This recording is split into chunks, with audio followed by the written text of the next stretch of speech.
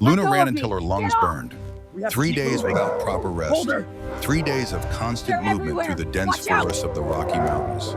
The scent of her pursuers grew stronger on the wind. 5 rogues, 5 predators, tracking her with singular purpose. She knew what they wanted. Every Omega did. She paused behind a massive oak tree, her white hair catching the late afternoon sunlight filtering through the branches. Luna cursed silently. Her appearance had always been a liability. White hair so pale it seemed to glow in any light. Skin like fresh snow. Eyes the color of dawn light through rose quartz. In the dense greens and browns of the forest, she might as well have carried a flare. Her breath came in ragged gasps. The thin mountain air of Colorado did her no favors. Luna pressed her back against the rough bark listening. The forest had gone silent. No birds, no insects. Just the whisper of wind through pine needles and the pounding of her own heart. They were close. Luna closed her eyes for a moment, memories washing over her. 3 days ago, her life had ended. 3 days ago, in front of the entire Ironwood pack, she had been rejected and cast out. The ceremony should have been her beginning. After 7 years of being paired with Jason, the mating ritual would finally make their bond official. The pack would recognize them as a proper pair. Luna would finally belong somewhere, even if that somewhere was at the side of a man who barely acknowledged her existence. Instead, Jason had stood before the entire pack, his face twisted with disgust. "I cannot bind myself to this creature," he had announced, voice carrying across the gathering grounds. "Look at her. White hair like a corpse, skin like a ghost, eyes the color of watered blood. She is wrong, unnatural, cursed. I am a warrior. I need a real Omega, not some abomination." The pack had murmured their agreement. Luna had stood frozen, each word like a physical blow. She had known Jason didn't love her, had known he barely tolerated her presence, but she never expected public humiliation, never expected complete rejection. Alpha Warren had stepped forward, then his weathered face severe. At 60, the former Navy SEAL still commanded absolute respect. His word was law. "The male has spoken. The rejection is valid." Warren's cold eyes had assessed Luna as one might examine a defective weapon. "Luna Evans, you are hereby cast out from Ironwood Pack. You have until sunset to be beyond our territory borders. After that, you will be hunted as a trespasser." 7 years as Jason's intended, 23 years as part of the pack. All erased with a few sentences. They had allowed her only her cloak and the clothes on her back. No food, no supplies, no weapons. Luna had run through Montana's mountains, across state lines, sleeping in brief, fitful bursts, drinking from streams, eating berries that left her stomach cramping. No destination in mind except away. No plan except survival. The sound of a twig snapping jerked Luna back to the present. Too late. They had her surrounded. 5 men emerged from the trees, spreading out in a practiced semicircle. Their clothes were filthy torn, eyes wild with the look of wolves who had gone too long without the stabilizing influence of a pack. Rogues, the worst kind of threat to a lone Omega. The tallest one stepped forward. His face bore a massive scar that ran from hairline to jaw, twisting his features into a permanent sneer. The mark of an IED, Luna guessed. A military man gone bad. "Well now," he drawled, "what do we have here? A little ghost girl, all alone in the big woods." His eyes traveled over her body in a way that made Luna's skin crawl. "You lost, sweetheart." Luna raised her hands in a placating gesture. "I mean, no trouble. I am just passing through. I have nothing you want." The men laughed. A thin one with a rat-like face stepped closer. "Oh, I think you have exactly what we want. An unmated Omega. Been a long time since we had any fun." Walker, one of the others, addressed the scarred leader. "She looks weird. Those eyes ain't natural." Walker shrugged. "Don't matter what color her eyes are." His smile revealed yellowed teeth. "She'll work just fine for what we need." Luna's heart hammered against her ribs. She had heard stories about what happened to lone Omegas caught by rogues. Stories meant to frighten young wolves into staying close to pack territory. Stories about pain and degradation that made death seem merciful by comparison. She bolted, a desperate, futile attempt. She had barely taken 3 steps when rough hands grabbed her from behind.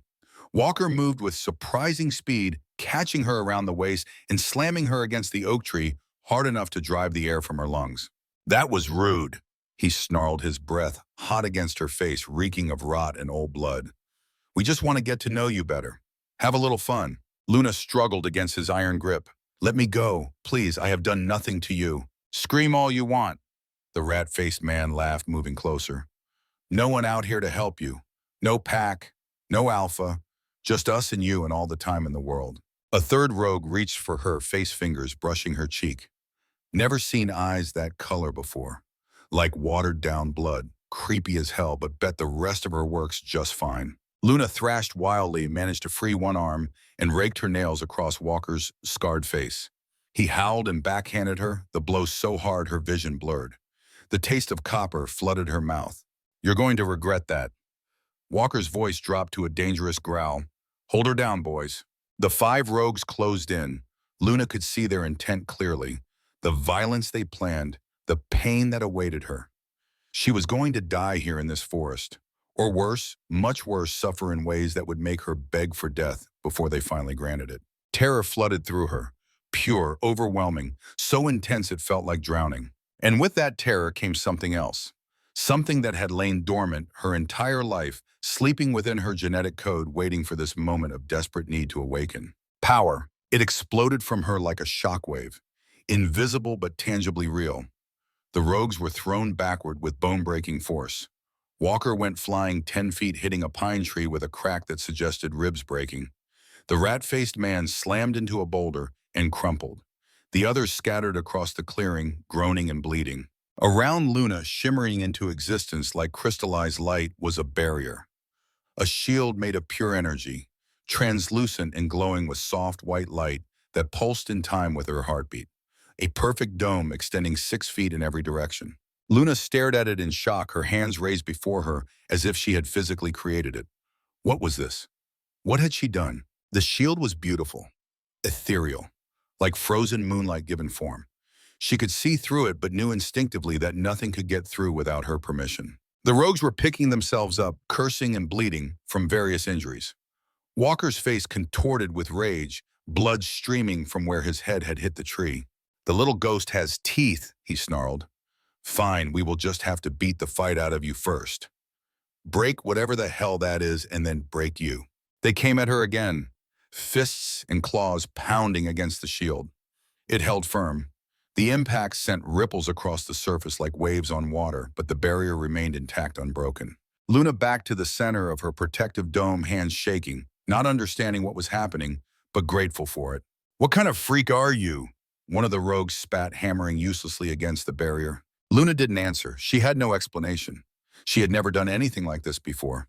Never knew she could. Never had any indication she possessed any power beyond the basic wolf shift that all her kind shared.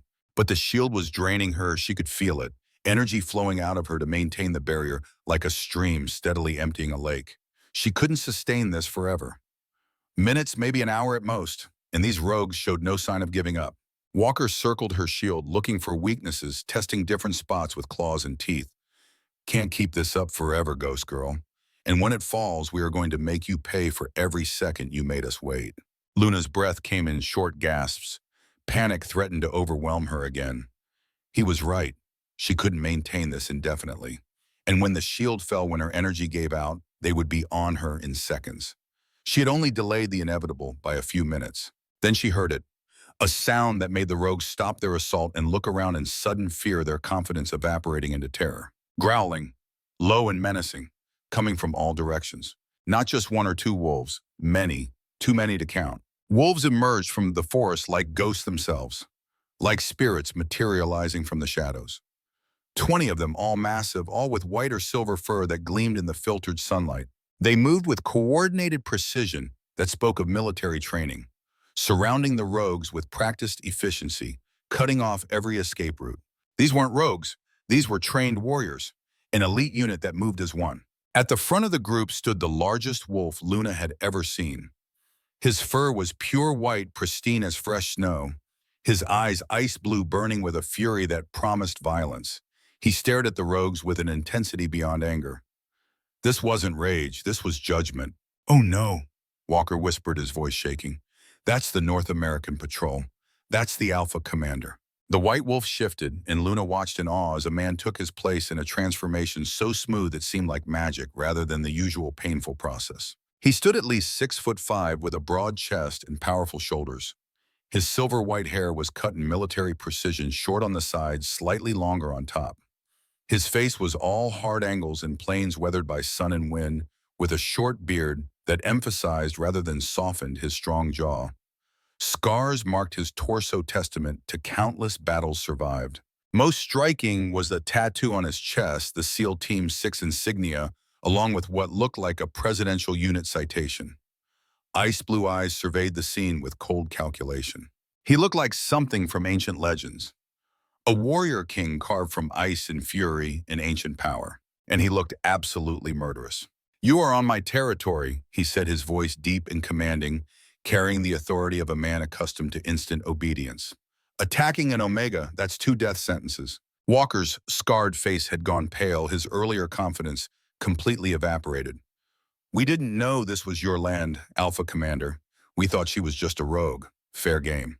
"There is no such thing as fair game when it comes to attacking Omegas," the Alpha Commander interrupted, his voice cutting like a blade. His gaze flicked to Luna, still protected within her shield, then back to the rogues. "The crime is the same regardless of whether the Omega is claimed or not. You know North American law. You chose to break it anyway." He looked at the 20 wolves surrounding the rogues, his elite guards standing ready for his command. "Leave none alive. Make it quick. They don't deserve prolonged suffering. Just permanent removal from existence." What happened next was brutal and swift. The wolves descended on the rogues like a force of nature, all coordination and lethal precision. It wasn't fighting, it was execution. Professional, efficient, without mercy or hesitation. It was over in less than a minute, the forest floor stained with blood, the threat eliminated completely. Luna watched from inside her shield, too shocked to move or speak. She had just witnessed an execution. 5 rogues torn apart by 20 warriors. She should feel horrified, should feel something other than this strange numbness. Instead, all she felt was relief, and a sense of safety she hadn't experienced in years, maybe ever. The Alpha Commander approached her barrier, his warriors holding position behind him in a protective formation. Up close, he was even more imposing. His eyes studied the shield with interest, reaching out to touch it lightly. His fingers met resistance, and ripples spread across the surface where he made contact. "Beautiful work," he said, his voice gentler now. "Perfectly formed, stable energy matrix. You can lower it now. You are safe. I give you my word as Alpha Commander." Luna wanted to believe him, but fear and trauma had her locked in place. "I don't know how. I don't know what this is or how I made it. This isn't normal. I shouldn't be able to do this." Something softened in his expression, the harsh lines of his face easing slightly. "You are a shield weaver, one of the rarest gifts the moon goddess can bestow. The shield responds to your emotions, particularly fear and the desire to protect. You need to calm yourself. Tell it you are safe now and it will dissipate. But you need to do it soon. You're bleeding through your energy reserves faster than you realize. If you maintain it much longer, you will collapse." Shield weaver. Luna had never heard the term. Her pack had never mentioned anything like this. "I will explain everything," he promised. "But first you need to lower the shield. Focus on your breathing. Trust that you are safe now. Trust me." Luna realized he was right. She was exhausted, swaying on her feet, her vision beginning to blur at the edges. She closed her eyes and tried to calm her racing heart, tried to convince herself she was safe. The Alpha Commander had saved her, had executed her attackers, had given his word. She needed to trust that. Slowly, gradually, the shield began to fade. The light dimmed the solid barrier, becoming translucent, then transparent, then disappearing completely like morning mist under sunlight. The moment it vanished, Luna's legs gave out, but she didn't hit the ground. The Alpha Commander caught her moving faster than should have been possible for someone his size. He pulled her against his chest with surprising gentleness. "I've got you," he said softly, one arm supporting her weight, while the other cradled her head against his shoulder. "You are safe now. No one is going to hurt you, I promise." Luna wanted to protest, to push him away, to maintain some dignity. She had just been rescued like a damsel in distress. She should be embarrassed.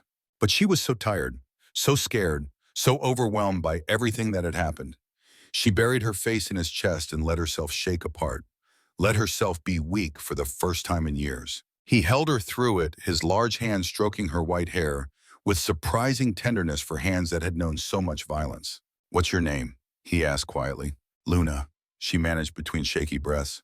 I am Alexander Mason, he said, Alpha Commander of the North American Territory, and I am very glad I found you when I did.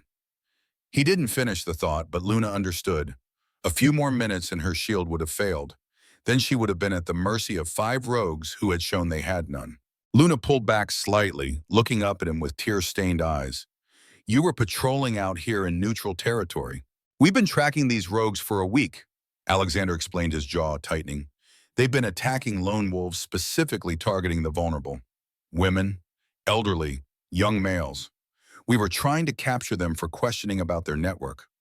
But when I saw what they were attempting to do to you, his eyes flashed with renewed anger. There was no option except elimination. Some crimes don't deserve the luxury of a trial.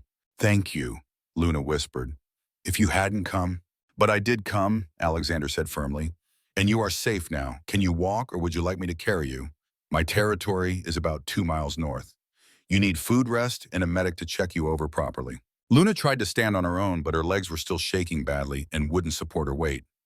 Alexander solved the problem by simply scooping her up into his arms, cradling her against his chest like she weighed nothing. I can walk, Luna protested weakly, though she made no real effort to struggle. I'm sure you can, Alexander agreed. But you're exhausted from using your gift for the first time. You're malnourished from 3 days without proper food, and you've just survived a traumatic attack. Let me help you, please. There was something in his voice, a sincerity that made Luna stop fighting. She nodded and let herself relax against him, marveling at how safe she felt in the arms of a stranger who could probably break her in half without effort, but was holding her like she was made of glass. The 20 wolves shifted back to human form, revealing a mix of men and women, all powerfully built and bearing the mark of elite warriors. They ranged from their late 20s to early 40s, all with the pale hair and light eyes common to northern breeds. A tall woman with silver-white hair approached Alexander, her gray eyes assessing Luna critically, but not unkindly. Is she injured, Commander? The woman asked. Shock and exhaustion, mostly Colonel Winters, Alexander replied. But have Victoria check her over thoroughly once we're back. I want to make sure those bastards didn't hurt her before we arrived. He paused, then added, and send word ahead. I want a suite prepared in the East Wing, food ready, and our best medical team on standby. Colonel Winters raised an eyebrow, a gesture that suggested this was unusual behavior from Alexander. Sir, she began a question in her tone. Just do it, Colonel, Alexander said, his tone brooking no argument. Winters nodded and drifted back to wolf form, taking off at a run toward what Luna assumed was Alexander's territory. The other wolves formed a protective circle around them as Alexander began walking, still carrying Luna like she was precious cargo. You said I'm a shield weaver, Luna said after a few minutes of silence. What does that mean exactly? Alexander glanced down at her, his ice blue eyes softening. It means you have the ability to create protective barriers, shields that can deflect physical and magical attacks. In the old texts, shield weavers could protect entire villages from invasion, could shield vulnerable pack members during battle, could create barriers that lasted for days. It's one of the rarest gifts the moon goddess can bestow. There hasn't been a confirmed shield weaver in North America in over 100 years. I didn't know I could do that, Luna admitted. No one ever told me I might have a gift. They just told me I was wrong, broken, that something was fundamentally wrong with me. Who told you that? Alexander's voice had gone cold again. Dangerous. Everyone, Luna said softly. My pack, the Alpha, my supposed mate. They said I was a ghost, that I looked dead, that I was cursed by the moon goddess. They rejected me, banished me 3 days ago. Alexander was quiet for a moment, and when he spoke, his voice was carefully controlled. But Luna could hear the fury underneath. What pack? Ironwood, Luna said. I've been walking for 3 days since they cast me out. No destination, just away. Ironwood, Alexander repeated, and there was something dark and promise filled in his tone. I'm going to have words with their Alpha. Appearance-based rejection is illegal under North American law, has been for decades. And casting out a shield weaver because they didn't recognize what you are, that's beyond foolish. That's criminal negligence. They threw away something precious because they were too ignorant to recognize its value. Luna blinked up at him. You'd really confront an Alpha pack over me? I'm nobody. Over any Omega who was wronged, Alexander said firmly, but especially over you. Shield weavers are sacred, Luna. In the old days, before the Great Lycan War, they were revered, protected, cherished. Your gift exists to protect others, to shield the vulnerable from harm. You're not wrong or broken. You're extraordinary. And any pack too blind to recognize that doesn't deserve to exist. Something warm bloomed in Luna's chest at his words, a feeling she didn't have a name for. No one had ever called her extraordinary before. No one had ever suggested she had value. "Why do you have so many wolves with your patrol?" she asked, changing the subject because the emotion was too much to process. Alexander smiled slightly. "They're my elite guard, former military mostly, Marines, Rangers, Special Forces. We've served together for years. They followed me when I established the North American territory after I left the SEALs." "That's unusual," Luna said. "Most packs she knew of were family-based, not military structured." "I believe in merit," Alexander said. "In my territory, your value comes from your character and your actions, not your bloodline, not your appearance. My job as Alpha Commander isn't to control everyone in my territory. It's to protect them and give them the freedom to thrive."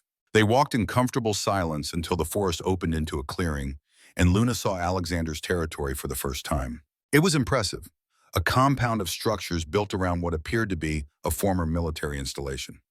Modern buildings blended with the restored fortress at the center. But what really struck her was the size. This wasn't just a packed territory. This was a small city easily housing 1,000 wolves or more. Wolves stopped what they were doing to watch as Alexander carried her through, and Luna felt exposed in a way that made her want to hide. But no one looked at her with disgust or judgment. They looked curious, concerned, and when some of them noticed her white hair and pale skin, they looked hopeful. Alexander carried her straight to the central building, an impressive structure that managed to look both formidable and welcoming. Inside it was warm and comfortable, with thick rugs covering the floors and modern furnishings that blended with more traditional elements. A woman was waiting for them in what looked like a reception area. Elderly with silver hair and kind brown eyes, she wore a white medical coat with Dr. Victoria Ellis embroidered on the breast pocket. "Commander," she said, bowing slightly, "Colonel Winters said you needed medical services urgently." "Victoria, this is Luna," Alexander said, setting Luna carefully on a comfortable couch. "She's a shield weaver. She activated her gift for the first time today under extreme stress. She's exhausted and possibly injured. Please examine her thoroughly." Victoria's eyes widened dramatically. "A shield weaver, by the goddess! I never thought I'd see one in my lifetime." She quickly moved to Luna's side, her manner gentle but professional. "Hello, dear. I'm Victoria, the head physician here. I'm just going to check you over, make sure you're all right. Is that okay?" Luna nodded, and Victoria began her examination with gentle hands, checking for injuries while asking questions about Luna's symptoms, her energy levels, any pain she was experiencing. Alexander stood nearby, close enough that Luna could feel his protective presence, but far enough to give the physician room to work. "She's malnourished," Victoria said after several minutes of careful examination. "Dehydrated, exhausted from magical drain, some bruising on her ribs and wrists from being grabbed. But no serious injuries beyond that. No signs of sexual trauma, thank the goddess. What she needs most is food, water, rest, and time to recover her magical reserves. She should avoid using her gift for at least a week." Alexander nodded, relief evident on his face. "See to it. And Victoria, she's to have anything she needs, anything at all. Best food, comfortable quarters, whatever will help her recover fastest." Victoria smiled knowingly, like she understood something Luna didn't. "Of course, Commander." After Victoria left to prepare food and medicine, Alexander sat down across from Luna. "I'm going to be direct because I think you deserve honesty, and I'm not good at games. I've been searching for 2 years for someone like you. Someone with a rare gift who was either hidden or didn't know what they were. My territory needs a shield weaver. We're constantly under threat from rogues, from hostile neighboring territories, from political tensions that could erupt into violence at any moment. A shield weaver could protect not just individuals, but entire groups, could shield our young and vulnerable during attacks, could save countless lives." He leaned forward, his ice blue eyes intense. "But more than that, I need someone strong enough to stand beside me. Someone with the heart to protect others. Someone who understands what it's like to be rejected and can help me build a territory where no one has to feel that way again." Luna's breath caught. "What are you saying?" "I'm not asking you to decide right now," Alexander said. "I'm asking you to stay. Recover your strength. Learn about your gift. Get to know me and my people. And then when you are ready, decide if this is where you want to be. And if I say no, then I'll help you get settled somewhere safe, Alexander promised. I'll provide you with resources, protection, references to other packs. Help you find a place that will value you. I'm not going to force you into anything, Luna. I'm offering you a choice, something I suspect you haven't had in a long time. He was right. She hadn't had a choice in anything since she was born. Her pack had been chosen for her by circumstance. Her mate had been assigned without her input. Her banishment had been decided without her having any say. For the first time in her life, someone was asking her what she wanted instead of telling her what she had to accept. Okay, Luna said softly. I'll stay, I'll try, but I can't promise anything beyond that. Alexander's face lit up with a smile that transformed him from intimidating warrior to breathtakingly handsome man. Thank you, you won't regret it, I promise. Luna watched him, this powerful alpha who had rescued her, who had looked at her and seen value instead of strangeness, who had offered her a choice, a home, a purpose. For the first time since she could remember, she felt something unfamiliar, but welcome warming her chest. Hope. Luna awakened in unfamiliar luxury. Sunlight filtered through heavy curtains, casting a warm glow across the most comfortable bed she had ever experienced. For several moments, she simply lay still, savoring the sensation of safety, the absence of fear that had been her constant companion for days. The room around her was spacious and elegant, dark wood furniture, thick plush carpets, a sitting area with comfortable chairs near a stone fireplace. A doorway led to what appeared to be a private bathroom, another to a walk-in closet. This was no ordinary guest room. This was a suite meant for someone important. Memories of the previous day flooded back. The attack in the forest, the shield that had manifested from nowhere, the white wolf who had become a man, Alexander Mason, Alpha Commander of the North American Territory. Luna sat up slowly, testing her body. The bone-deep exhaustion had receded, though a lingering weakness remained. Someone had dressed her in soft sleep clothes. Her hair had been washed, the dirt and blood cleaned from her skin. A knock at the door interrupted her thoughts. "Come in," Luna called, pulling the blankets higher around herself. The door opened to reveal the silver-haired woman from yesterday, Colonel Winters. She carried a tray laden with food. "Good morning," Winters said, her tone professional but not unfriendly. "Commander Mason asked me to check on you. How are you feeling?" "Better," Luna said truthfully. "Still tired, but better." Winters nodded, setting the tray on the bedside table. The aroma of fresh bread, eggs, and coffee filled the room. Luna's stomach rumbled audibly. "Eat," Winters instructed, "then shower if you wish. There are clothes in the closet that should fit you. When you're ready, I'll show you around Silverstone." "Silverstone, our territory, our home." Winters gestured at the window. "Named for the old military fortress that forms our central compound. One of the first defensive positions established in Wyoming territory back in the 1870s. Luna nodded, taking a bite of toast. It was delicious. Real butter, homemade jam. After days of starvation, it tasted like heaven. "The commander wishes to see you once Dr. Ellis clears you medically," Winters continued. "But there's no rush. He insisted you be given time to rest and recover." There was a hint of curiosity in the colonel's tone, as if Alexander's concern was unusual. "Thank you," Luna said, uncertain how else to respond. Winters studied her for a moment longer, then nodded. "I'll return in an hour. Take your time." After Winters departed, Luna devoured the meal, each bite more satisfying than the last. When she could eat no more, she made her way to the bathroom. The shower was glorious. Hot water, real soap that smelled of lavender, thick towels. She found clothes in the closet as promised.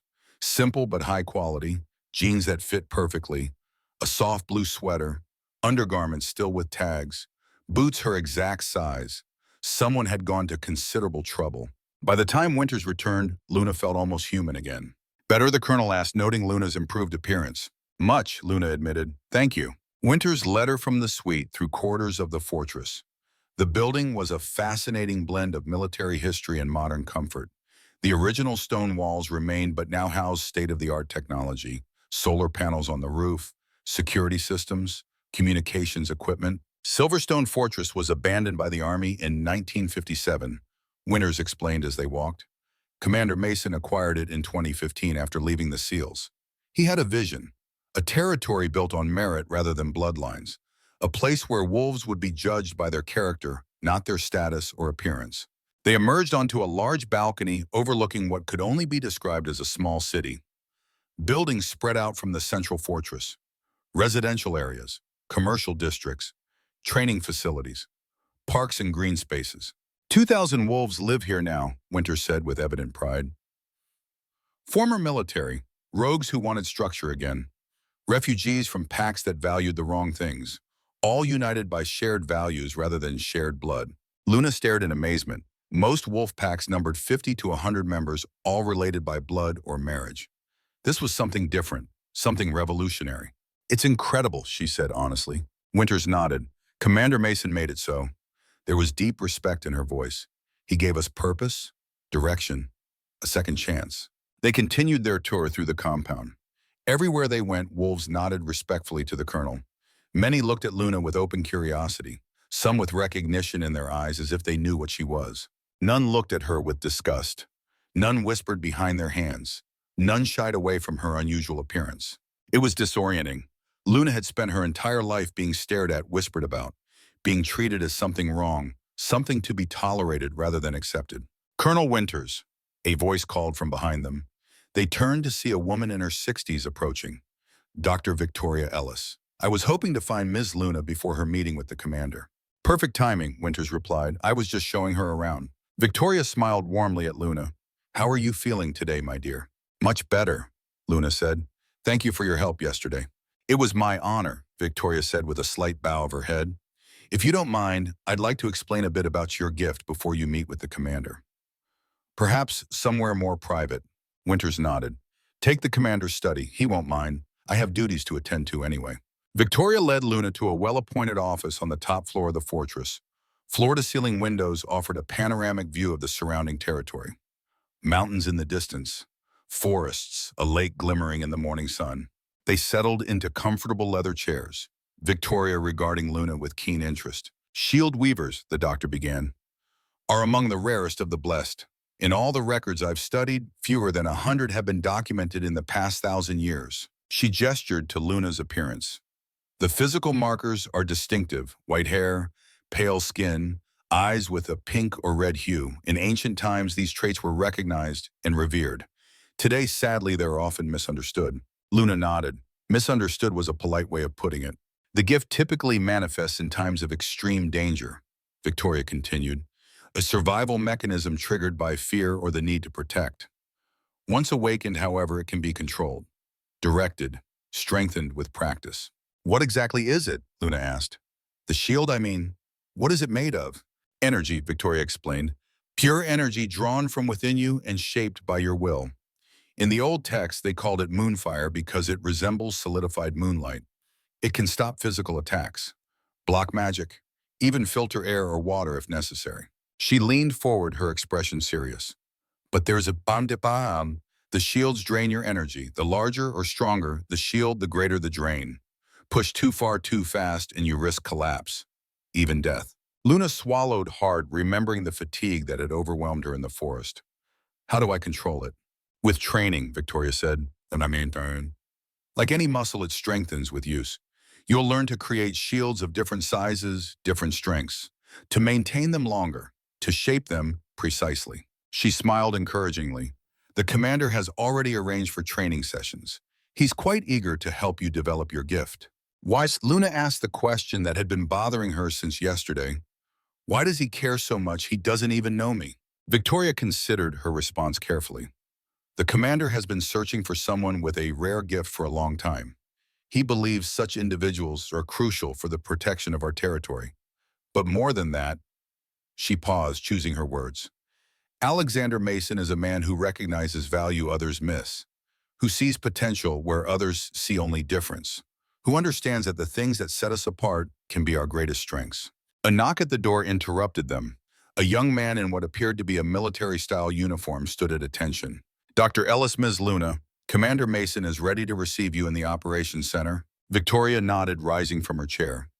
Thank you, Corporal. We'll be right there. The operations center occupied the entire west wing of the fortress's top floor. It resembled a military command center, which Luna supposed it was. Large screens displayed maps, communications equipment, workstations where wolves monitored various systems. Alexander stood at a central table reviewing documents with several advisors. He looked up as Luna and Victoria entered, his ice blue eyes lighting with interest. He dismissed his advisors with a gesture, moving to greet the newcomers. "Luna," he said, his deep voice warming, "you look much better. How do you feel?" "Stronger," Luna replied honestly. "Dr. Ellis has been explaining about shield weavers." Alexander nodded approval. "Victoria is our foremost expert on rare gifts. She's been researching them for decades." He gestured to the table where satellite images displayed a remote forested area. "I apologize for the setting. We're tracking movement along our southern border. There's been unusual activity recently." "The Southern Coalition," Victoria explained to Luna, "led by General Ramirez, former Special Forces, has never accepted the peace treaty signed after the last territory war." Alexander's expression hardened.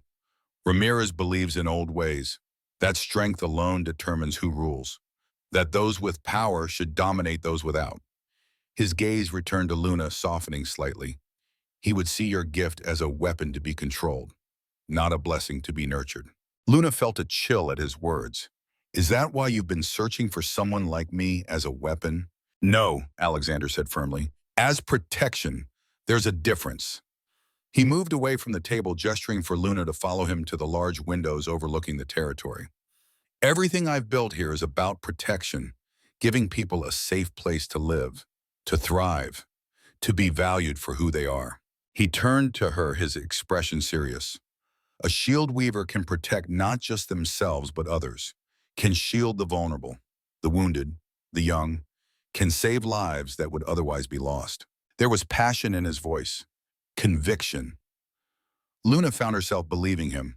"Victoria," Alexander said, not taking his eyes from Luna, "would you excuse us? I'd like to speak with Luna privately." The doctor nodded, departing silently. Alexander guided Luna to a small sitting area away from the main operations floor.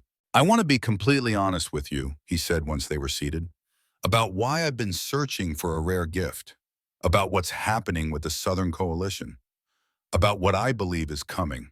Luna nodded, appreciating his directness. "Ramirez has been building forces along our borders for months," Alexander explained. "Intelligence suggests he's preparing for conflict, the first true territory war in 20 years. He believes the North American territory has become soft, vulnerable, that our ideals of merit and inclusion make us weak." His jaw tightened. "He's wrong. Diversity makes us stronger. Inclusion makes us stronger. Judging wolves by their character rather than their bloodline or appearance makes us stronger. But war is coming regardless, and I need every advantage I can find to protect my people." Luna understood then. The urgency behind his search, the hope in his eyes when he looked at her. She wasn't just a curiosity to him. She was a potential guardian for his territory, his people. "I can't promise anything," she said softly. "I barely understand this gift, let alone how to use it effectively." "I know," Alexander assured her. "I'm not expecting you to master it overnight. I'm offering you time, training, resources, and in return, I hope you'll consider using your gift to help protect this territory when the time comes." He leaned forward, his gaze intense. "But understand this. Whether you eventually choose to help us or not, you have a place here. Your gift doesn't determine your value. Your appearance doesn't determine your value. You are welcome here regardless." Something tight in Luna's chest loosened at his words. All her life, her worth had been tied to what she could offer others. Her obedience, her compliance, her willingness to accept less than she deserved. Never had someone offered her acceptance without condition. "Thank you," she said simply, knowing the words were inadequate but having no better ones. Alexander smiled, the expression transforming his stern features, making him look younger, less burdened. "Let me show you something." He led her to another part of the operations center. A large screen displayed what appeared to be news footage, a military installation in flames, soldiers evacuating civilians. "This was Camp Bradley," Alexander explained, "a human military base near the Canadian border. 3 years ago it was attacked. Official reports blamed a terrorist cell, but it was Ramirez, testing new weapons, biological agents designed to target shifters specifically." Luna stared at the footage in horror. "Why would he attack humans? I thought the treaty..." "The treaty forbids direct conflict with humans," Alexander confirmed. "But Ramirez doesn't care about treaties. He wanted to test his weapons where no one would suspect shifter involvement. 23 human soldiers died. Dozens more were injured." His expression darkened. "I was there, leading a joint training exercise. My team and I helped evacuate civilians, treated the wounded. but we couldn't reveal the true nature of the attack without exposing our kind. Luna understood the weight of that decision, the burden of knowing the truth but being unable to share it. After that buy, Alexander continued, I began searching more actively for rare gifts. Seers who might predict Ramirez's movements, healers who could counter biological weapons, and shield weavers who could protect against attacks. He turned to her, his blue eyes earnest. I don't want war, Luna. I want peace, stability, a chance for all wolves to live with dignity. But Ramirez wants power at any cost, and he must be stopped before more innocents die. Luna felt the truth of his words, the conviction behind them. This was a man who had seen too much death, who carried responsibility heavily, who would do whatever necessary to protect those under his care. A soldier appeared at attention nearby. Commander, the reconnaissance team has returned. They have information about Ironwood Pack you'll want to hear. Alexander's expression sharpened. Thank you, Sergeant. Tell them I'll be there shortly. He turned back to Luna. I need to attend to this. Would you like to join me? It concerns your former pack. Luna hesitated. Part of her wanted nothing more to do with Ironwood, to forget them as thoroughly as they had discarded her. But curiosity won out. Yes, she said, I'd like to hear. They rejoined the main operations floor, where a team of 4 wolves waited. All had the lean, hardened look of special forces. Their leader, a woman with short black hair and watchful eyes, stepped forward. Commander, she greeted, then nodded to Luna with respect. Shield Weaver. Report Major Chen, and Alexander instructed. We infiltrated Ironwood territory as planned, Chen began. Established surveillance on Alpha Warren and Beta Jason. Intercepted communications between them and the Southern Coalition. She activated a screen showing satellite images of a compound Luna recognized instantly. The main lodge of Ironwood Pack, where she had spent her entire life until 3 days ago. Warren has agreed to an alliance with Ramirez, Chen continued. In exchange for military support and territory expansion, Ironwood will provide access to their northern hunting grounds. Strategic positioning for an attack on Silverstone. Luna felt sick, not because she cared about Ironwood's betrayal of the northern territories, but because of the implications. War was coming, and her former pack had chosen the wrong side. There's more, Chen added, glancing at Luna. They're hunting the Shield Weaver. Warren told Ramirez about her, described her appearance and likely route after banishment. They have search teams in Colorado and Wyoming. Alexander's expression went cold. The temperature in the room seemed to drop several degrees. They cast her out, then hunt her. For what purpose? Chen's expression was grim. Ramirez wants her abilities, either to control her as a weapon or to study her for research. Warren wants her eliminated as a threat to pack stability. His words. Luna wasn't surprised. Of course, Warren would see her as a threat now. Her very existence challenged his authority, proved he had made a catastrophic mistake in banishing her. Alexander turned to her, concern evident in his eyes. Are you all right? Yes, Luna said, surprised to find it was true. I expected nothing better from them. Alexander nodded, returning his attention to Chen. Double the patrols along our southern border. Increase surveillance on Ironwood territory. I want to know every move they make. Sir, Chen confirmed. There's one more thing. Beta Jason has been speaking against the alliance. Apparently, he's having second thoughts about rejecting the Shield Weaver. Warren has him under house arrest. That did surprise Luna. Jason had been the one to publicly reject and humiliate her, to call her unnatural, cursed. Why would he suddenly change his position? Interesting, Alexander murmured. Keep monitoring the situation. If Jason continues to oppose Warren, he might become a useful asset. Chen nodded. Yes, sir. After the briefing concluded, Alexander escorted Luna from the operations center. They walked in silence through the fortress corridors, each absorbed in their own thoughts. I need to confront Ironwood, Alexander finally said. Warren's actions violate multiple provisions of the North American Compact. Appearance-based rejection, hunting a banished wolf, alliance with a hostile force. These are serious offenses. Luna stopped walking. You can't challenge him because of me. It's too dangerous, especially now that we know he's allied with Ramirez. Alexander's expression was determined.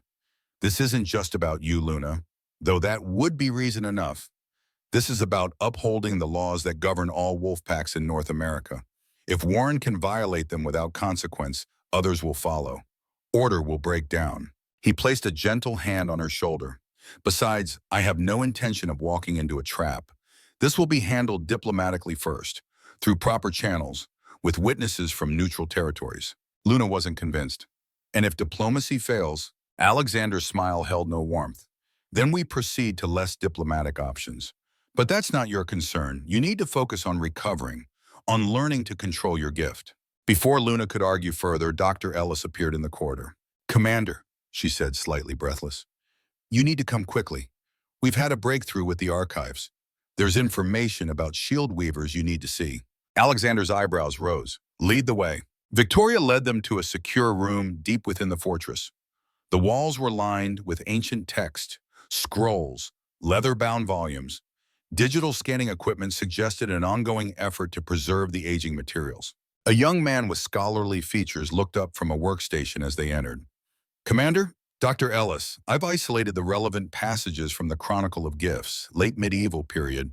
It's quite extraordinary. He activated a large screen displaying magnified images of an illuminated manuscript. The text was in Latin with intricate illustrations. One page showed a figure with white hair and pink eyes, arms outstretched, a shimmering dome surrounding a group of people. A shield weaver, Victoria breathed, depicted protecting an entire village. The scholar nodded eagerly. According to the text, shield weavers were considered sacred guardians. Their gifts manifested fully only when protecting others, not themselves. The stronger their bond with those they protected, the more powerful their shields became. He scrolled to another passage. This is the most important part. Shield weavers were always paired with alpha protectors, wolves with exceptional strength and leadership who could defend the shield weaver while they protected others.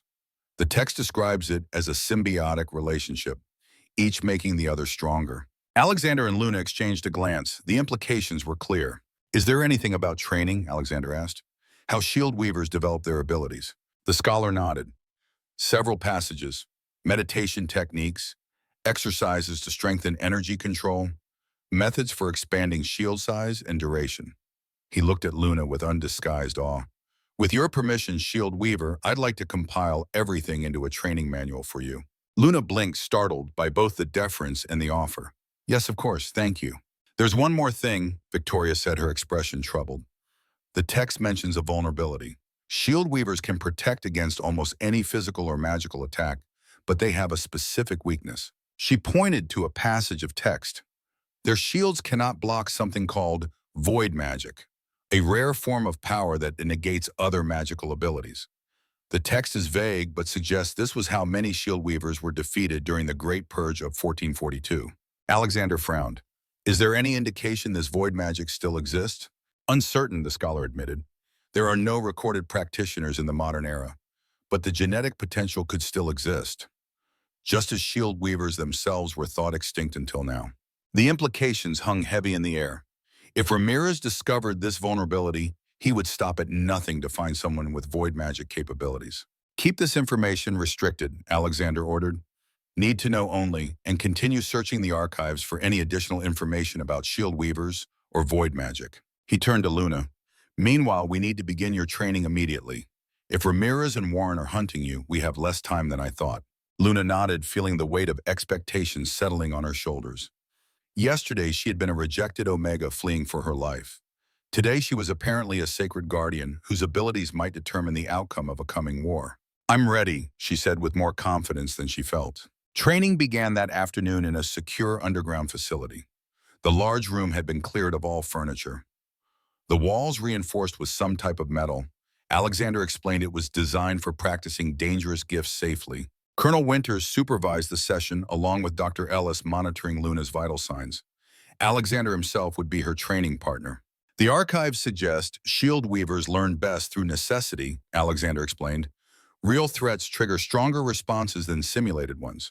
So I'm going to attack you, not at full strength, but with enough force to trigger your defensive instincts. Luna swallowed nervously. You want me to shield against you? Yes, he confirmed. Don't worry, I have excellent control. I won't actually hurt you. Winters handed Alexander a training staff. We'll start with physical attacks. Your shield manifested spontaneously in the forest when you were threatened. Now you need to learn to summon it at will. Luna nodded, taking a deep breath. What should I do? Close your eyes, Victoria suggested. Remember how it felt in the forest. The energy, the determination to survive. Then open your eyes and channel that feeling into protection. Luna followed the instructions, closing her eyes. remembering the forest, the terror, the sudden surge of power that had erupted from within. When she opened her eyes, Alexander was advancing toward her, staff raised. Panic fluttered in her chest. She raised her hands instinctively. Nothing happened. Alexander struck, pulling the blow at the last moment so the staff merely tapped her shoulder rather than landing with force. Again, he said, "Focus, Luna. Find that place inside you where the power lives." They repeated the exercise multiple times.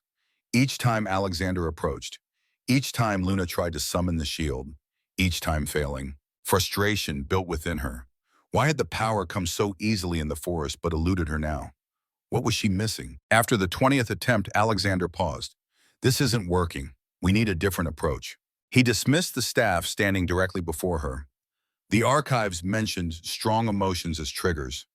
Fear worked in the forest, but fear isn't the only powerful emotion. Without warning, he lunged at her. Not with a weapon this time, with his bare hands, grabbing her shoulders in what appeared to be genuine aggression. Startled, Luna reacted instinctively. Energy surged through her body. Between one heartbeat and the next, a shield manifested. Smaller than in the forest, less stable, but definitely there. Alexander's hands were forced away from her by the barrier. He smiled in satisfaction. "Good," he approved. "Now maintain it, feel the energy, direct it, strengthen it." Luna concentrated on the shield. It was like holding an invisible muscle tense, demanding but possible. The shield steadied, growing slightly larger. "Excellent," Victoria called from the sidelines, monitoring equipment beeping steadily. "Your vitals are strong, energy output consistent." Alexander circled Luna, studying the shield from different angles. "Try to expand it further. Imagine it growing outward from your center." Luna focused, pushing more energy into the shield. It expanded gradually, now extending 3 feet in all directions. Sweat beaded on her forehead from the effort. "Now contract it," Alexander instructed. "Make it smaller but stronger. Dense enough to stop a bullet." This was harder. Condensing the energy while maintaining its integrity required intense concentration. The shield shrank to just inches from her skin, becoming more opaque in the process. "Perfect," Alexander praised. "Now relax and let it dissipate slowly, controlled, not all at once." Luna exhaled slowly, allowing the energy to recede gradually. The shield faded like morning mist under rising sun. The moment it completely disappeared, exhaustion hit her like a physical blow. She swayed on her feet. Alexander caught her before she could fall, supporting her weight easily. "That's enough for today," he said firmly, noting her pallor. "You did well, very well." "Indeed," Victoria agreed, reviewing the monitoring data. "Remarkable control for a first conscious attempt." Luna leaned against Alexander, too tired to be embarrassed by her weakness. "It's still draining. Not as bad as in the forest, but significant." "That will improve with practice," Victoria assured her. "Like building muscle through exercise. Each session will strengthen your endurance." Alexander helped Luna to a bench along the wall. "Rest, then we'll get you something to eat. You'll need to replace the energy you expended." As Luna sat recovering, a soldier entered the training room and approached Alexander. They spoke in low tones, the soldier's expression urgent. Alexander's face darkened as he listened. "Understood," he finally said. "Double the patrols, full alert status. I'll be there shortly." The soldier departed with a sharp salute. Alexander turned back to Luna, his expression grim. "What's wrong?" she asked. "One of our outposts detected intruders on our eastern border," he explained. "Description matches Warren's enforcers from Ironwood. They're hunting for you more actively than we anticipated." Luna felt a chill of dread. "They found me already." "Not yet," Alexander assured her. "But they're getting closer. We need to accelerate your training, and I need to deal with Warren sooner rather than later." He helped her to her feet. "Come, we'll continue this discussion over dinner. You need food and I need to brief my command staff." As they left the training room, Luna couldn't shake a growing sense of foreboding. Forces were gathering, threats converging, and she was at the center of it all. For the first time in her life, people were fighting over her. Not because they wanted her, but because of what she could do, what she represented.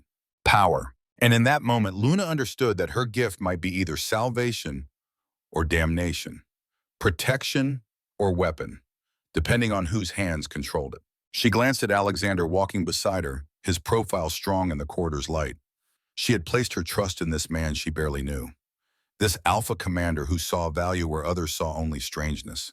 She prayed that a trust wasn't misplaced, because the alternative was unthinkable. The attack came at dawn. Luna awakened to blaring alarms and flashing lights. For a disorienting moment, she thought she was back in Ironwood territory during one of their border drills. Then reality crashed back. She was in Silverstone Fortress, Alexander's territory, where she had spent the past week training, learning, growing stronger. She scrambled from bed, pulling on clothes as an announcement echoed through the fortress. All defensive units to positions. This is not a drill. Repeat, this is not a drill. Colonel Winter's voice, calm but urgent. Luna rushed to the window. From her east wing suite, she could see the main gates, soldiers running to defensive positions, weapons being distributed, medical teams setting up triage stations. A knock at her door, sharp, authoritative. Enter, Luna called, already knowing who it would be. Alexander strode in, fully dressed in tactical gear, the uniform of the North American Territorial Force. Weapons strapped to his belt and thigh, his silver-white hair pulled back severely, his ice-blue eyes focused and intent. Southern Coalition forces breached our outer perimeter 10 minutes ago, he said without preamble. At least 200 fighters, possibly more following, and they're not alone. Ironwood, Luna guessed, feeling a cold certainty. Alexander nodded grimly. Warren brought his entire fighting force, nearly 50 wolves. They're coming from the east while Ramirez's forces attack from the south. Classic pincer movement. Luna moved to the window again, staring out at the growing chaos. They're coming for me. Yes, Alexander confirmed, joining her at the window. Intelligence suggests Ramirez has learned about shield weavers from Warren, about your potential power. He wants to capture you, study you, use you. Luna turned to him, fear and determination warring within her. What can I do? I'm still learning. My shields aren't strong enough yet for battle. They're stronger than you think, Alexander countered. You've made remarkable progress this week, but I didn't come to ask you to fight. I came to ensure your safety. He pulled a small device from his pocket, a keycard.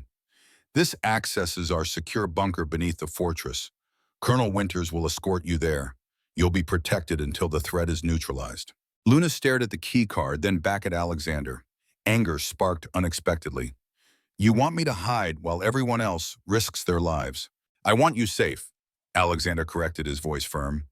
Ramirez and Warren are coming for you specifically.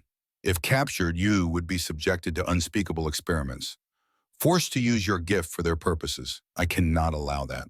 And I cannot hide while others fight, Luna replied, squaring her shoulders. Not anymore, not ever again. Alexander studied her face, recognizing the determination there, the steel beneath her gentle exterior. After a moment, he nodded slowly. What do you suggest? Luna took a deep breath. Let me help defend the command center. I can create shields around critical personnel. Around you. It's what shield weavers were meant to do, isn't it? Protect others, not just themselves. Alexander considered her words. It's dangerous. You're still learning to control your gift. Battlefield conditions are unpredictable. I know, Luna acknowledged, but hiding while others die to protect me, I couldn't live with that. Please, Alexander, let me help. Something shifted in his expression. Pride, respect. Perhaps have something more. He reached out his large hand, gentle on her shoulder. Very well, he agreed, but you stay with me.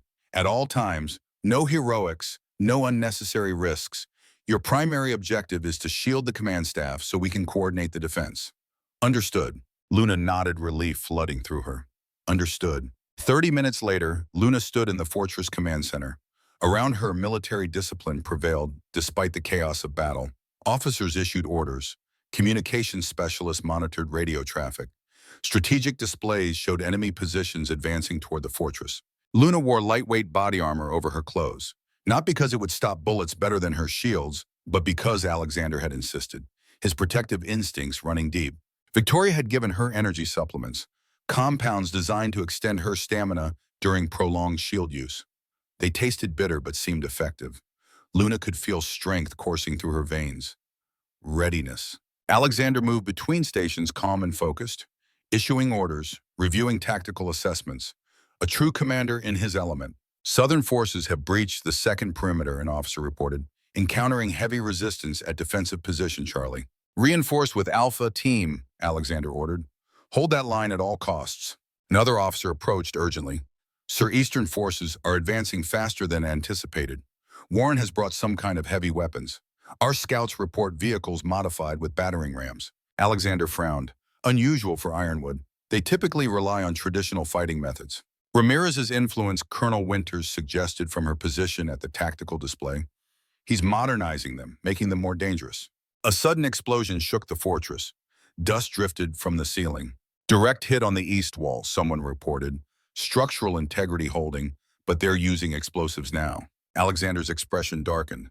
This is more than a capture mission. They're trying to destroy Silverstone entirely. He turned to Luna. It's time. Shield the command center. We need to ensure continuous operations regardless of what they throw at us. Luna nodded, moving to the center of the room. She closed her eyes, concentrating, finding that wellspring of power within her core. In the weeks since her arrival, she had practiced this daily, learning to summon the shield at will rather than only in moments of fear. She raised her hands, channeling energy outward. A translucent barrier shimmered into existence, expanding steadily until it encompassed the entire command center. The dome of energy pulsed gently with each beat of her heart, its surface rippling like water. Shield established. Luna reported, her voice steady despite the effort. I can hold it indefinitely at this size. Alexander nodded approval, returning to the tactical displays. For 30 minutes, Luna maintained the shield while the battle raged outside. Reports flowed in continuously, Southern forces pushing toward the main gate, Eastern forces attempting to breach the walls, Silverstone defenders fighting valiantly on multiple fronts. Then a soldier burst into the command center, blood streaming from a head wound. Commander, he gasped. We have a traitor, Major Phillips. He disabled the eastern defense grid, opened a path straight to the fortress. Alexander's expression went cold. Phillips, my second in command. Yes, sir. We caught him sabotaging the surveillance system. He admitted working for Ramirez before he escaped. He's heading for the East Wing now. Luna felt sick. Phillips, the man who had been at Alexander's side throughout her stay, who had access to every security system, every defense plan. Alexander turned to Colonel Winters. Take command here. I'm going after Phillips. Sir, Winters protested. Protocol dictates you remain at command during an attack. Protocol be damned, Alexander growled. Phillips knows every defensive position, every fallback plan. He must be stopped. He turned to Luna. Maintain the shield here. Keep the command center protected. No, Luna said firmly, dropping the shield. I'm coming with you. Alexander started to object, then reconsider. Fine, but stay behind me. Shield yourself first, me second. They moved swiftly through the fortress quarters, Alexander leading with weapon drawn. They encountered scattered fighting. Defenders engaging coalition forces who had breached the outer defenses.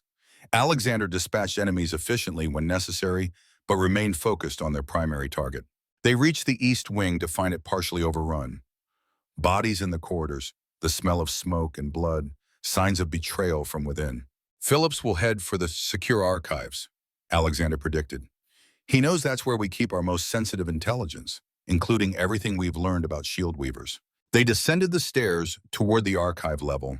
The lights were out, emergency systems casting everything in red shadow. They moved cautiously, Alexander's enhanced senses alert for any threat. A bullet ricocheted off the wall beside them. Luna instinctively raised a shield, the projectile bouncing harmlessly away. Phillips, Alexander called out, his voice echoing in the corridor. It's over. Surrender now. I think not, Commander, came the reply from the darkness ahead. General Ramirez rewards loyalty far better than you ever did. 20 years I've served under you, 20 years watching you build this ridiculous meritocracy, welcoming the weak, the different, the unworthy. Phillips emerged from the shadows, weapon trained on them, his formerly immaculate uniform now adorned with coalition insignia. You never understood real power, Phillips continued. Ramirez does. The strong should rule, the weak should serve, the natural order. There's nothing natural about cruelty, Alexander responded, his voice calm despite the betrayal. Nothing admirable about prejudice disguised as strength. Phillips sneered. Save your speeches for the weak-minded who actually believe them. I'm here for the shield weaver. Ramirez wants her alive. His gaze shifted to Luna, though he didn't specify completely unharmed. He fired again, multiple shots in quick succession. Luna's shield deflected them easily. Alexander used the distraction to move faster than Luna could track. One moment beside her, the next crashing into Phillips with devastating force. The two men went down in a tangle of limbs, fighting with lethal intent. Luna maintained her shield, waiting for an opportunity to help without endangering Alexander. The men were too closely engaged for her to safely separate them. Phillips was good, obviously highly trained, but Alexander was better, stronger, more experienced. Within moments, he had Phillips pinned a knife at the traitor's throat. "It's over," Alexander said again, breathing hard but controlled. "Tell me what Ramirez is planning, his true objective." Phillips laughed, blood staining his teeth. "You're already too late. The diversion worked perfectly." "Diversion?" Alexander pressed the knife closer. "What diversion?" "This attack," Phillips gasped, "just meant to keep you occupied while Warren's special team infiltrates from the north, where you pulled defenses to reinforce the east and south." Luna saw the realization hit Alexander, the blood draining from his face. "The medical wing," he said. "They're targeting the pups and pregnant females." Phillips smiled cruelly. "Ramirez knows your weakness, Commander. Your pathetic compassion. Your protection of the vulnerable. Strike there and you'll surrender anything, even the shield weaver." Alexander knocked Phillips unconscious with a precise blow, then turned to Luna. "We have to reach the medical wing. Now." They raced through the fortress, encountering more evidence of the battle spreading inside the perimeter. Alexander radioed ahead, ordering all available forces to converge on the medical center. But communications were becoming sporadic. Phillips had obviously sabotaged more than just the eastern defenses. They burst into the medical wing to find chaos. Staff attempting to evacuate patients. Defenders engaged with Warren's wolves who had somehow breached this deepest part of the fortress. In the center of it all stood Alpha Warren himself, taller than Luna remembered, more imposing, his weathered face set in lines of cruel determination. Beside him stood Jason, her former intended, looking conflicted and uncomfortable. Warren held a young child as hostage, a boy no more than 5, one of the orphan pups Alexander had taken in. "Commander Mason," Warren called out, seeing their arrival. "Right on time. I was just explaining to your staff that I'm taking certain valuable assets with me, including your shield weaver." Alexander's voice was deadly calm. "Release the child, Warren, now." "I think not," Warren replied. "Not until Luna agrees to come with us. Ramirez is most interested in studying her abilities, understanding how to replicate them or neutralize them." Luna stepped forward, shielding Alexander and the medical staff behind her. "Why are you doing this? You cast me out, rejected me, called me cursed and wrong." "A tactical error," Warren admitted without remorse. "I failed to recognize your potential, a mistake I intend to correct." "By force," Luna challenged. "By threatening children," Warren shrugged. "By whatever means necessary. Your abilities are too valuable to waste, especially in the hands of a weak leader like Mason, a man who values inclusion over strength, compassion over power." Luna felt fury building within her, not just at Warren's cruelty, but at his hypocrisy, his willing blindness, his perversion of what strength truly meant. "You want to see my power?" she asked, her voice dangerously soft. "Then watch carefully." She channeled her anger into focus, into purpose. The shield expanded outward from her with explosive force, not just protecting those behind her, but actively pushing forward, sweeping Warren's wolves back against the far wall, creating a corridor directly to Warren himself. But she didn't stop there. She shaped the shield, refined it, created a tendril of energy that snaked out with precision to surround the child in Warren's grasp, a bubble of protection that the Alpha couldn't penetrate. Warren's eyes widened in shock as the child was effectively removed from his control, encased in a shield that moved the boy safely backward toward the medical staff. "Impossible," Warren breathed. "No shield weaver has ever demonstrated such precision, such control." Luna advanced slowly, her shield now contracted to cover just herself, each step deliberate, power radiating from her in visible waves. "You never bothered to learn what I was capable of," she said. "You saw only what was different, what didn't fit your narrow definition of value. You never looked deeper." Warren snarled, shifting partially to wolf form, claws extending, teeth sharpening. "Enough of this. Take her." His remaining wolves charged forward, but Alexander was there, moving to intercept, fighting with controlled fury, a lifetime of special forces training evident in every movement. Colonel Winters appeared from another quarter, with reinforcements engaging the enemy with military precision. Jason hesitated, then made his decision. He turned on Warren, attacking his own Alpha from behind. Warren roared in pain and surprise, whirling to face this unexpected betrayal. "You swore loyalty?" Warren shouted at Jason. "I swore to protect the pack," Jason countered, "not follow you into madness and dishonor." The two wolves fought viciously, Jason clearly outmatched, but fighting with desperate determination. Warren's greater experience and strength began to tell quickly. Jason found himself driven back, bleeding from multiple wounds. Luna saw the moment Warren prepared to deliver a killing blow. Without conscious thought, she extended her shield to protect Jason, her former intended, the man who had rejected and humiliated her. She saved him anyway. Warren's claws bounced harmlessly off the barrier. He turned to Luna, rage contorting his features. "You protect him after what he did to you." "I protect the innocent," Luna replied calmly. "Jason was wrong, cruel even, but he's choosing the right side now. That deserves a second chance." Warren laughed bitterly. "Such weakness, such foolish sentimentality. This is why your kind was nearly wiped out centuries ago. Too concerned with protection to understand real power." "You're wrong," Alexander said, stepping beside Luna after dispatching the last of Warren's wolves. "Her compassion is her greatest strength, not a weakness. It's what makes her shield unbreakable." Warren sneered. "We'll see about that." He reached into his jacket, withdrawing a small metallic device. Ramirez provided this specially, said it would neutralize her gift completely. He pressed a button. The device emitted a high-pitched whine. Luna felt it immediately, a strange pressure in her head, her shield flickering, weakening. Void magic. The one thing shield weavers couldn't defend against. Somehow Ramirez had found a way to weaponize it. Luna struggled to maintain her shield, but it was dissolving, fading like mist under harsh sunlight. "You see," Warren gloated, "technology trumps superstition. Science defeats magic. Ramirez understands this. You should have joined us willingly, Luna. Now you'll serve our purpose regardless." Alexander moved with blinding speed, not toward Warren but toward Luna, placing himself directly between her and the Alpha, shielding her with his own body. "Run," he ordered Luna. "Get to the command center. Winters will protect you." Luna shook her head, fighting against the pain of the void device. "I won't leave you." Warren laughed. How touching, the mighty Alpha commander sacrificing himself for his pet shield weaver. He advanced slowly, confident in his advantage. "Step aside, Mason. My quarrel isn't primarily with you. Give me the girl and you might yet survive this day." Alexander's voice was steel. "If you want her, you go through me first." "Gladly!" Warren snarled, lunging forward. What followed was a battle between alphas. Primal, vicious, no weapons except claws and fangs and brutal strength. Warren fought with the confidence of a man who believed victory assured. Alexander fought with the determination of a man defending something precious. Luna struggled against the effects of the void device, trying desperately to reactivate her shield, to help Alexander, but the pain in her head was intensifying, the pressure building until she could barely remain conscious. Through blurred vision, she saw Alexander taking damage, fighting well but gradually being driven back by Warren's ferocity.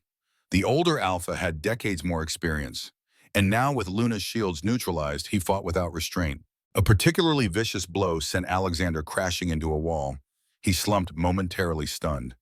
Warren moved in for the kill. In that moment, something broke inside Luna, some barrier that had held back the full measure of her power. Her vision cleared. The pain receded, and in its place came a clarity she had never experienced. The ancient texts had mentioned this, the final awakening of a shield weaver's true potential, triggered not by fear for oneself but by the desperate need to protect another, specifically to protect one's bonded Alpha protector. Luna hadn't recognized it until now, the connection forming between herself and Alexander, the bond transcending conscious awareness. But in this moment of extremity, it flared to full strength. Her shield exploded outward with blinding intensity, not just a barrier this time, but a wave of pure force. It swept through the medical wing, knocking Warren back from Alexander, neutralizing the void device in a shower of sparks and broken components. Warren staggered to his feet, staring in disbelief. Impossible. The device should have... Should have what? Luna asked, advancing slowly. Her shield now surrounded her in a nimbus of white fire, power radiating from her in waves that made the very air shimmer. Should have broken me. Should have made me helpless. You never understood what a shield weaver truly is, what we truly protect. Her shield expanded again, but this time with surgical precision. It enveloped Warren completely, a sphere of energy that contained him absolutely. No matter how he raged and clawed, he couldn't break free. Luna turned to Alexander, who had regained his feet. "Are you all right?" He nodded, staring at her with undisguised awe. "Luna, your shield. It's different." She smiled slightly. "I understand now. What the ancient texts meant about shield weavers and Alpha protectors, the bond, the connection. It makes both stronger." Alexander moved to her side, placing a gentle hand on her shoulder. "You saved me." "As you've saved me," Luna replied simply. That's how it works. That's how it's always worked. Protection flowing both ways. The sounds of battle were diminishing throughout the fortress. Reports coming in confirmed Ramirez's forces were retreating. Without Warren's coordinated eastern attack, without Phillips's inside information, the Southern Coalition assault had lost momentum. Alexander ordered Warren secured in the detention level. The Ironwood wolves who had survived were disarmed and contained. Jason, injured but alive thanks to Luna's shield, was placed under guard but treated with relative leniency due to his last-minute change of allegiance. In the aftermath, Luna stood on the fortress balcony overlooking the territory. Smoke rose from several buildings damaged in the attack. Medical teams treated the wounded, repair crews already at work restoring defenses. Alexander joined her, freshly bandaged but still imposing in his battle gear. "We won today," he said quietly. "Thanks to you." Luna shook her head. "Thanks to all of us. I just did my part, like everyone else." "Your part was extraordinary," Alexander insisted. "The way you controlled your shield at the end, the precision, the power. Victoria says it's unprecedented in the historical record." Luna turned to face him fully. "It happened because of you, because I needed to protect you. The ancient texts were right. A shield weaver reaches full potential only when bonded to an alpha protector." Alexander's blue eyes searched her face. "Is that what we are bonded?" "I think we are," Luna said softly, "or beginning to be. I felt it during the battle. The connection, the flow of strength between us." Alexander took her hand gently, his large palm engulfing her smaller one. "I've felt it since the forest, since I first saw you holding that shield against impossible odds. Something recognizing its counterpart, its missing half." Luna felt warmth spreading through her chest. Not the fiery heat of her shield power. Something gentler, more enduring. "What happens now?" she asked.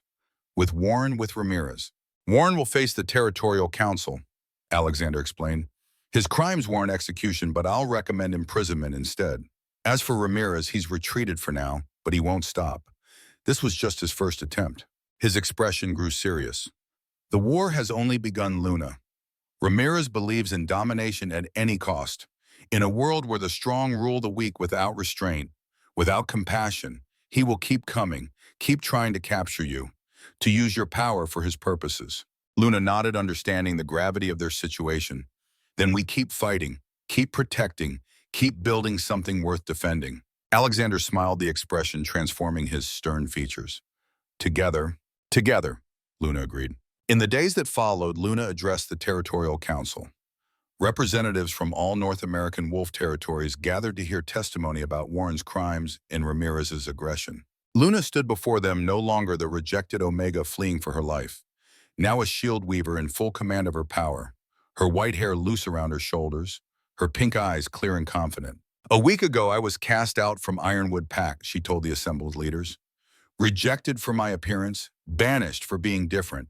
I believed myself cursed, broken, fundamentally wrong." She gestured to Alexander, who stood nearby with quiet support.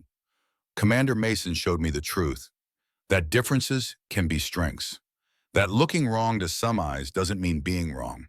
That value comes from character, not conformity." Her voice strengthened.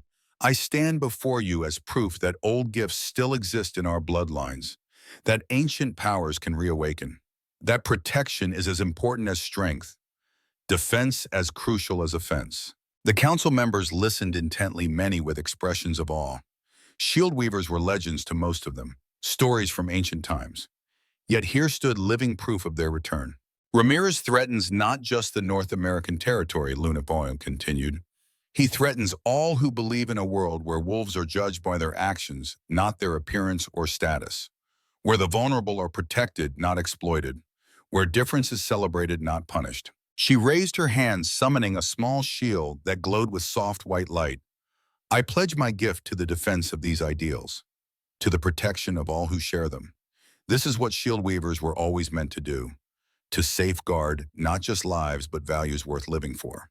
The council chambers erupted in applause.